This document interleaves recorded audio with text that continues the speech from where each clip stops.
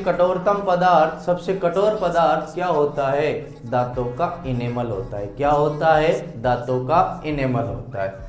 किससे बना होता है ये बना होता है कैल्शियम हाइड्रोक्सी एपेटाइट से। किससे बना होता है? Calcium hydroxyapatite. कौन सा टाइट?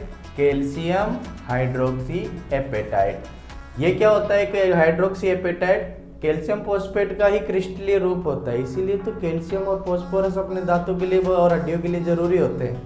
ठीक है, कैल्शियम फॉस्फेट का क्या होता है? ये क्रिस्टलीय रूप होता है। तो सर होता क्यों है दंत से? होता क्या है कि जब हम शाम को खाना खाते हैं, कितने ही अच्छे से अपने मुंह को धो ले, लेकिन उसमें फिर भी कुछ न कुछ अवशेष रह जाते हैं। पूरी रात मुंह बंद रहता है, ठीक है, 6 घंटे 5 घंटे या 7 घंटे तक मुंह बंद रहता है, जिस दौरान हम सोते हैं।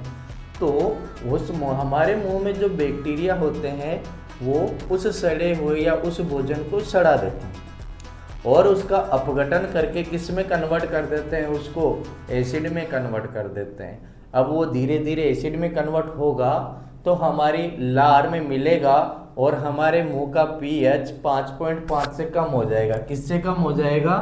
5.5 से। अब ये जो इनेमल है ये लार में तो नहीं घुलता, पानी के साथ भी रिएक्ट नहीं करता, लेकिन एसिड में घुलता है। किस में घुलता है? एसिड में घुलता है।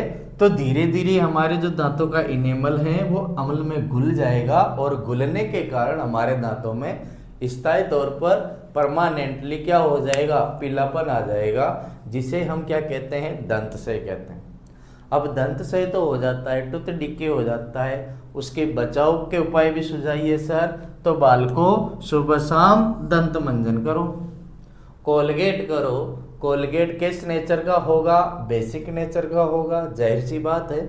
सुबह शाम दंत मंजन करने से क्या होगा? हमारे मुंह में जो भी एसिड बना था, हमारे मुंह का जो पीएच 5.5 से कम चला गया था, वो पीएच 5.5 से ज़्यादा हो जाता है।